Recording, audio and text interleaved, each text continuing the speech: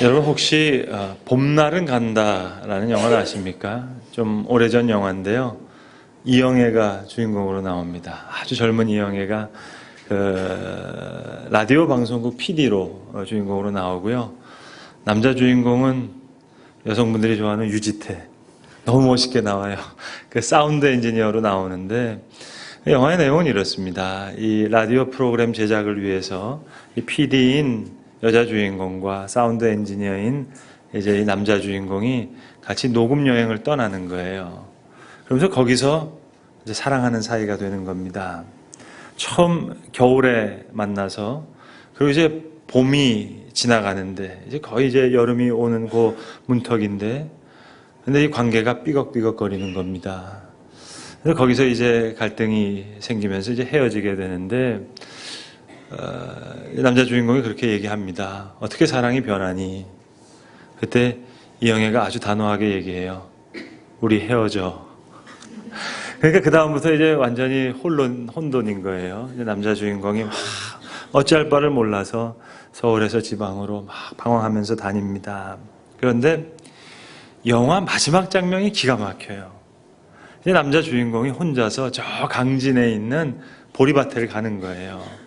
그래서 거기서 이제 그 보리밭에 바람이 막 불고 서걱거리는 갈대 소리가 있는데 거기서 이제 혼자서 심각한 얼굴로 헤드셋을 쓰고 이제 다시 그 음을 이제 녹음을 하는 겁니다.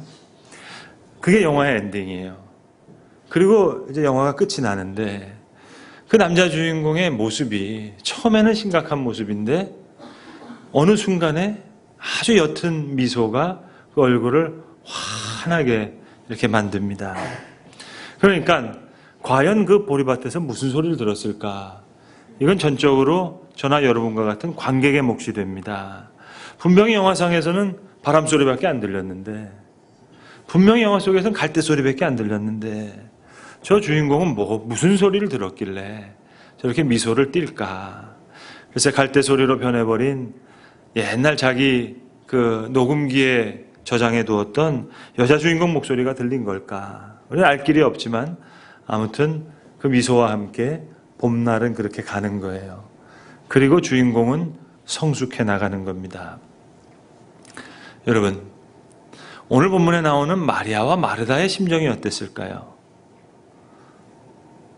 전 영화와 같이 한번 생각해 보는 거예요. 어떻게 사랑이 변하죠? 물었는데 우리 헤어져. 오늘 마리아와 마르다의 심정이 그런 것 같지 않으세요, 여러분? 제 마음만 그런가요? 지금 그래서 방황할 수밖에 없는 거 아닌가요? 나사로는 예수님의 사랑을 많이 받은 사람이었습니다. 그런데 지금 그가 병들어 죽어가고 있습니다. 급한 마음에 지금 누이들이 사람을 보냈어요. 당신의 사랑하는 자가 병들었나이다. 예수님이 그 얘기를 듣고 자, 내가 가겠다, 떠나가자 얘기하십니다. 그러면서 하시는 말씀이 죽을 병이 아니다 얘기하셨습니다. 그런데 웬걸요? 아마도 누이들은 조용히 기다렸겠지요. 그런데 죽을 병이 아니라 하셨는데 죽었습니다.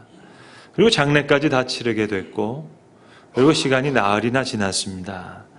그리고 이제 그 베다니 마을을 예수님 찾아오시는 거예요. 어떻게 사랑이 변하니? 우리 헤어져. 딱 그 장면 아닙니까? 오늘 본문이.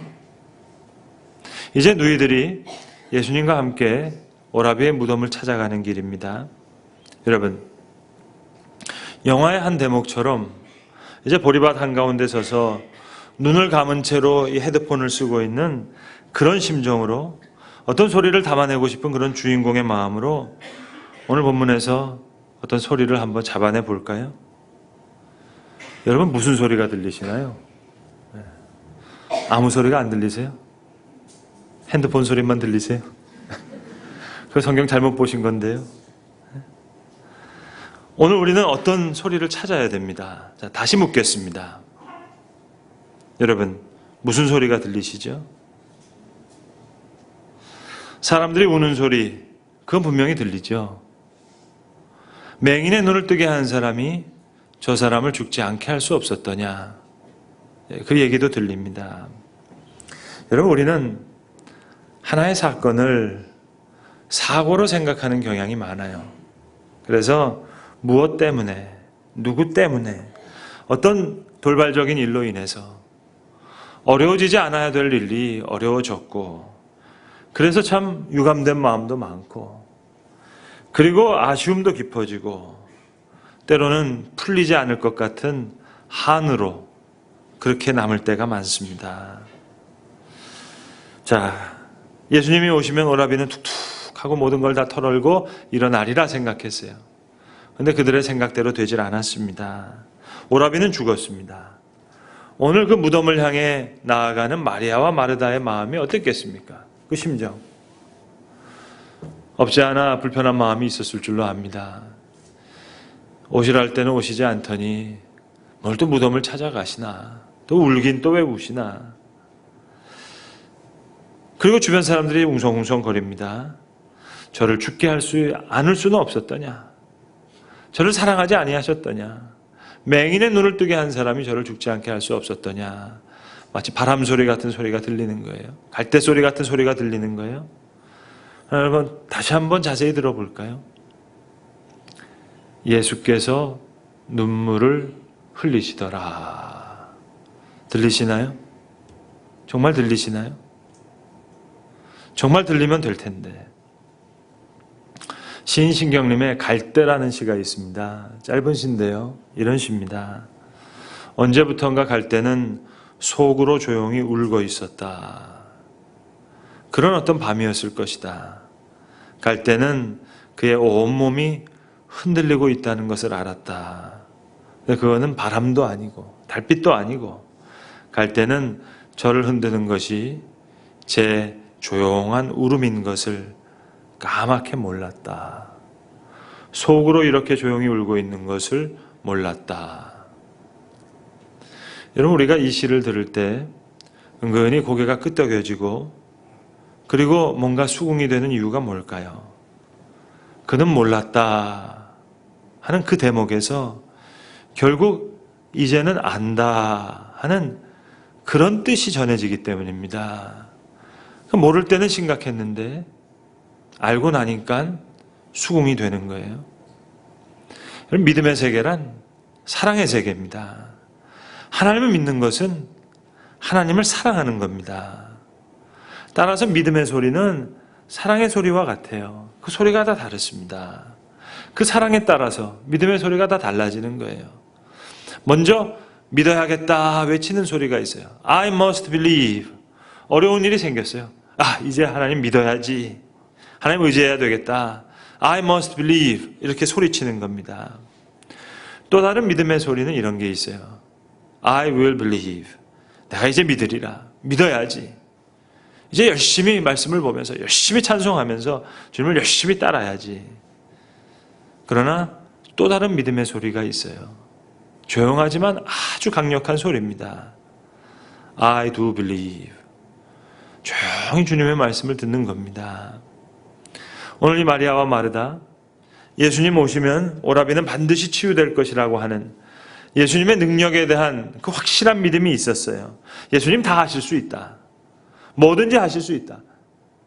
누구에게도 뒤지지 않는 그런 믿음과 주님을 향한 믿음, 사랑 다 있었어요. 그런데 오늘 필요한 믿음은 그 믿음이 아니에요. 오늘 이 시간 필요한 사랑은 그 사랑이 아니에요. 예수님은 오셨는데 사태의 반전이 일어날 것 같지가 않아요. 바로 이 시간 필요한 믿음. I must believe, 믿어야겠다. 그 믿음도 아니고요. I will believe, 믿어야지. 그 믿음의 소리가 아닙니다. 조용히 내가 몰랐는데 그걸 고백할 때 내가 아는 것처럼 I do believe. 솔직히 들리는 건 바람 소리밖에 없는데, 솔직히 들리는 건 갈대 소리밖에 없는데, 다 안 들리는 것 같은데 조용히 그 속에서 뭔가 사랑의 소리가 들려와요. 그 사랑을 믿는 거예요. I do believe.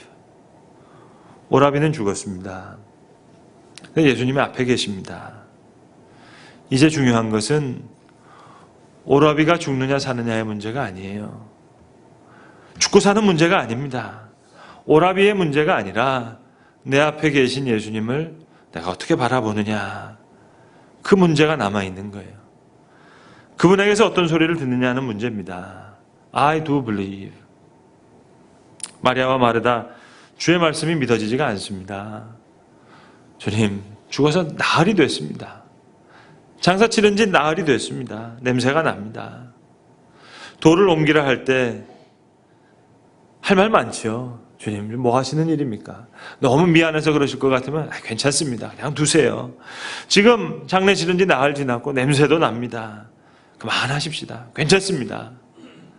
이제 그만하시죠. 그렇게 말하고 싶지만 조용히 돌을 옮깁니다. 바로 그만큼의 믿음 말입니다. I do believe. 여러분, 원인을 놓고 물으면 절대로 풀어지지가 않아요. 근데 결과를 놓고 이 시간을 생각해 보니까 사건은 다른 의미를 가지는 거예요. 미래의 결과를 놓고 생각해 보니까 잘된 일이에요.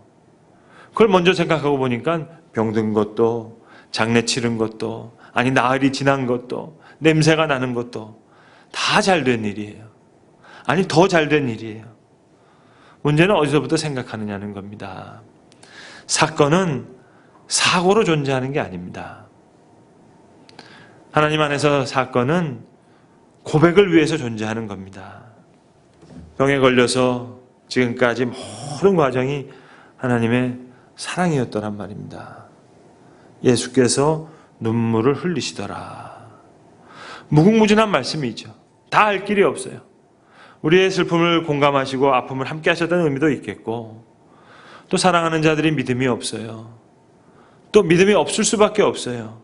그래서 번민할 수밖에 없어요. 고민할 수밖에 없어요. 안타까운 거죠. 그 사랑과 안타까움과 긍휼의 마음, 모든 마음이 합쳐진 그 마음, 예수께서 눈물을 흘리시더라. 여러분, 이 소리를 들을 수만 있다면 번민하는 우리의 표정 가운데 미소가 퍼질지 모르겠습니다. 의미 없이 죽은 게 아니었어요. 더 큰 영광을 위해서, 더 확실한 믿음의 고백을 위해서 이 일은 있어야 했습니다. 예수님이 왜 나사로를 죽도록 내버려 둔 겁니까? 왜 온 동네가 죽었다고 울도록 내버려 둔 겁니까? 왜 그리고 나서야 살리시는 겁니까? 저는 죽지 않게 할 수 없었더냐? 일리 있는 말이잖아요. 왜 이렇게 사람들로 하여금 웅성거리게 했습니까? 지연되는 사건의 본질은 사랑이었습니다. 더 큰 영광을 위해서, 더 확실한 믿음의 고백을 위해서, 더 높은 차원의 신앙 고백을 위해서 말입니다. 여러분, 저와 여러분에게는 다 마음의 소원이 있습니다. 기도의 제목이 있어요.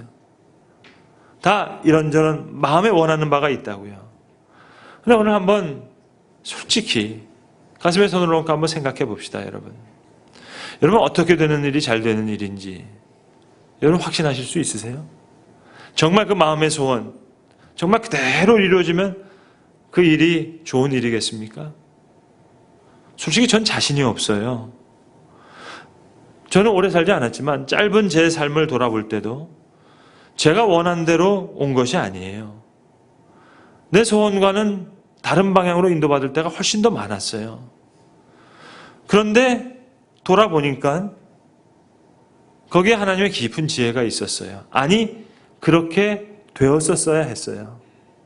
그러니 여러분, 이제는 조용히 믿는 거죠. 조용히 하나님을 신뢰하는 사람, 그 하나님을 사랑하는 사람, 조용히 그분을 믿고 사랑하는 사람, 이제 그는 다른 소리를 캐치하는 거예요. 서걱거리는 갈대 소리만 있는 것 같은데, 바람 소리만 있는 것 같은데, 그 보리밭 속에서 그만이 잡아내는 소리가 있단 말입니다. 그래서 심각한 표정 가운데서 표정이 바뀌는 거예요. 엔도 슈샤코라고 하는 일본의 유명한 소설가가 쓴 침묵이라는 제목의 소설이 있습니다. 제가 대학생 때 그 책을 처음 읽고 받은 깊은 울림이 아직까지 그 잔상이 남아 있는데요. 오래전 작품인데 바로 얼마 전에 마콜 스콜세지라고 하는 유명한 영화 감독이 이 작품을 원작으로 해서 영화를 만들었습니다. 사일런스, 침묵이라는 제목의 작품인데요. 저는 항상 그렇게 생각합니다. 소설이 있고 영화가 있으면 그 원작을 넘어서는 영화는 없는 것 같아요. 좀 아쉬움이 많이 남는데, 아무튼 수백 년 전에 일본의 선교사로 왔던 포르투갈 선교사인 로드리게스의 얘기입니다. 어려움을 많이 겪어요. 근데 하나님은 계속 침묵하시는 것 같아요. 그래서 어떤 장면에서 로드리게스가 이렇게 혼자서 읊조립니다. 나는 기도했지만 그만 길을 잃고 말았습니다. 내가 지금까지 침묵에게 기도했던 것은 아닌가요? 내가 지금까지 침묵에게 기도했던 것인가요? 그 신부가 나지막하게 읊조리는 기도예요.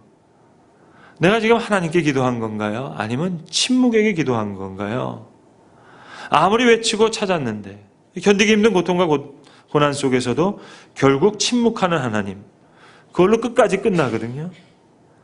하나님을 믿다가 찾아온 그 많은 죽음, 그 죽음의 그림자가 바로 혀끝 앞에 와 닿아 있는데도 하나님은 끝까지 침묵하시는 거예요. 철저히 침묵으로 답하시는 하나님. 그러니까 그 소설을 읽어보면 주인공의 혼란이 느껴진다고요. 주인공의 갈등이 막 뼈저리게 느껴진다고요. 그 고뇌가 느껴진다고요.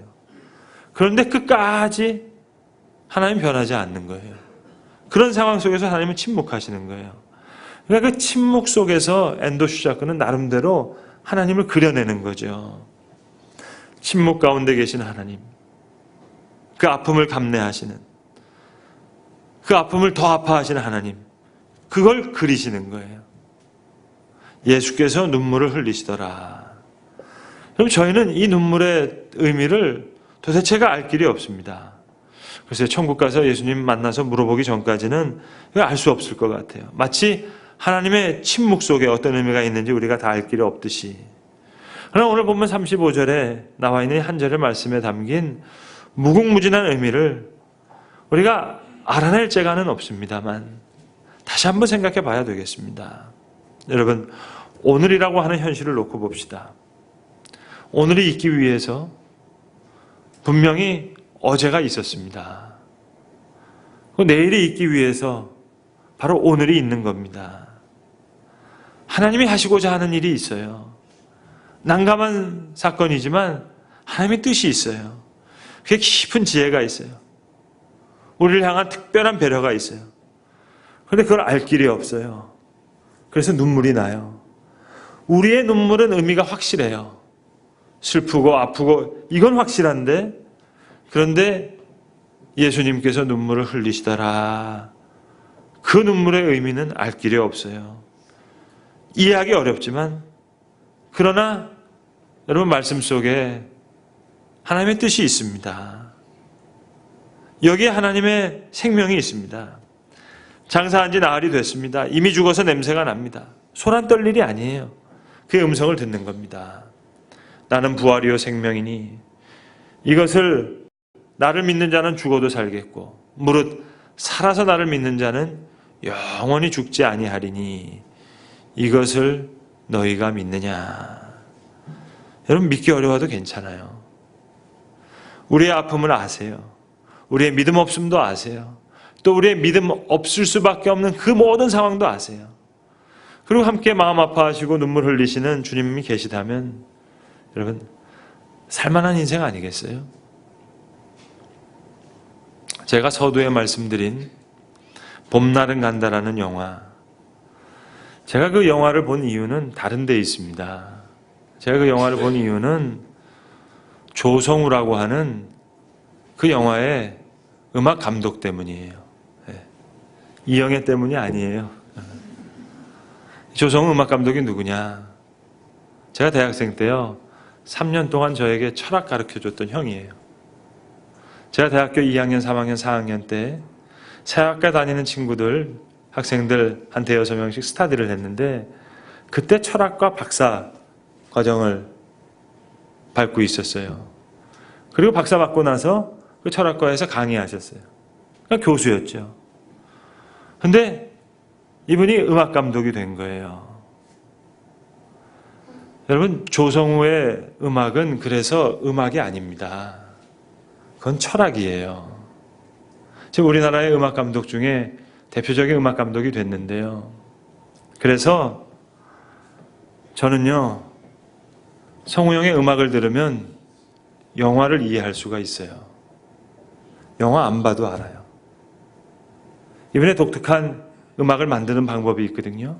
봄날이 간다 하는 노래가 있으면 그걸 가지고 여러 가지 베리에이션을 만들어요. 때로는 스트링, 현을 가지고 쓰고, 어떨 때는 기타를 가지고 쓰고, 어떨 때는 피아노를 가지고 연주하고, 그 음의 강약, 싱코페이션을 어떻게 쓰는지 그거에 따라서요, 주인공의 내면의 흐름들 같은 거를 다 얘기해 줘요. 영화가 어떻게 흘러가고 있는지를 알 수 있다고요. 그러니까 저는 남자 주인공 그 장면을 안 봐도요, 성우형의 음악을 들으면 영화가 어떻게 흘러가는지, 지금 주인공의 내면은 어떤 방향으로 가고 있는지 그걸 알 수가 있다고요. 성도 여러분, 전 지금 영화 얘기하는 게 아닙니다. 우리의 믿음이 그렇다고요. 우리의 신앙 여정이 그렇다고요. 여러분, 7살짜리가 피아노를 어떻게 칩니까?